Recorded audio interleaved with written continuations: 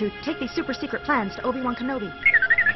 Find me, Princess Leia, those super secret plans. Nothing cool ever happens on Tatooine. Whoa! Cool! Help me, Obi-Wan Kenobi. You're my only hope. Help her, Obi-Wan Kenobi. You're her only hope. We'll need a pilot with a ship. I'm a pilot with a ship. You're hired. It's hard to take a business like JibJab's seriously. The company has built a business around pasting your friends' photographs over characters in customized comedy videos, and yet they're pushing some serious product. Over the last 12 months, the company has delivered about 1 million transactions. And joining us today is their co-founder, Gregg Spiridellis. Thanks so much for joining us. Thanks for having me. So tell us about this milestone. It's a huge milestone for the company. For the first 6 months of this year, we're doing over 2x the business that we did last year. Which is fantastic because January through June is typically a slower period. I mean, outside of Valentine's Day, not like a high season for e-cards sending, which is the fourth quarter of the year. So we're revving up, and we're really excited. We're about to create a very meaningful, very profitable business. Today, your business is very consumer focused, directly delivering to the consumer, but it wasn't always that way, right? Yeah, that's correct. No, we used to, our business model used to revolve around licensing, so we do licensing deals with Atom Films and Yahoo and MSN, but then YouTube came along and kind of killed the exclusive licensing business on the web, so we started doing ad-supported, we looked towards ad-supported business model and found that it was really hard to support a premium quality video production business based on advertising on the web, and we started a process of kind of researching what other business models were out there that we might be able to leverage our skills in creation and distribution on, and found e-cards,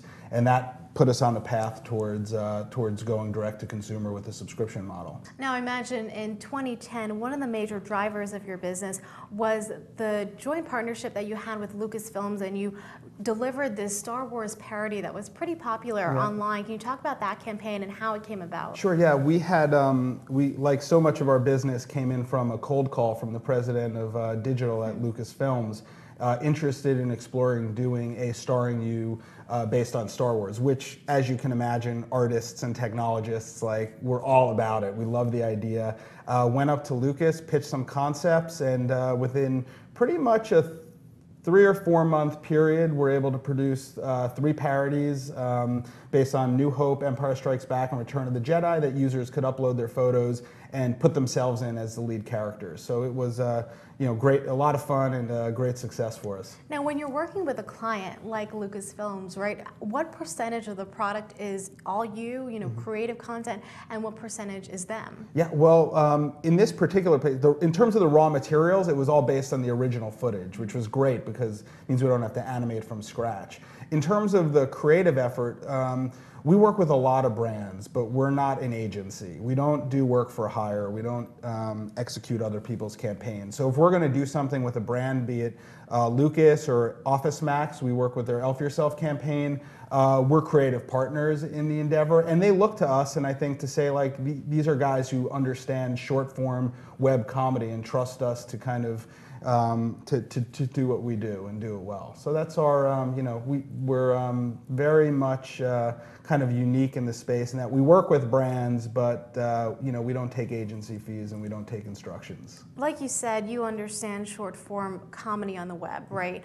And there's a lot of people who are trying to do what you do and go viral on the web with something comedic. Yeah. What do you think is the secret sauce here? The secret sauce to comedy on the web is relevance. There's no doubt about it. I mean, when my brother and I did This Land in the 2004 election, Bush and Kerry singing This Land, it was because we knew from the 2000 election when we did a Bush-Gore rap battle that people love comedy that is highly, highly topical. But then how do you look at something like Elfin and know that's going to be relevant? Yeah, well then the transition for us really into e-cards was, how do we create that relevance every day? That was literally the core of the thinking around this transition from viral pop culture and political satire to e-cards, was how do we create relevance every day? And when we started thinking of ideas like birthdays and holidays, it became obvious that that category was open to us. Now, what's fascinating about your business is that you're really only as good as your last hit in a way, and that your product goes up and down in popularity depending on the campaign at the time.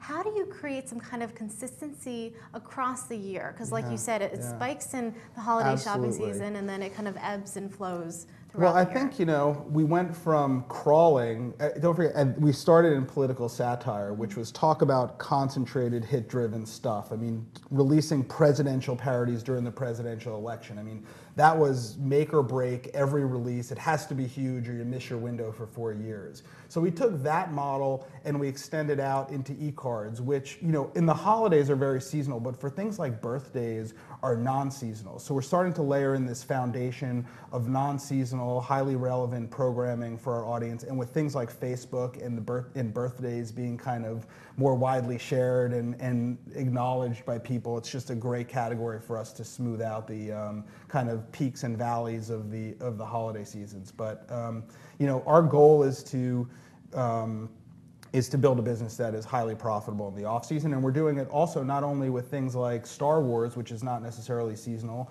but we released also a soccer video for the World Cup as well as another good example. We released Olympic-themed videos around Olympic time. So we're always thinking about what's going to be relevant, and we're trying to kind of hit the sweet spot with programming that's going to matter to people.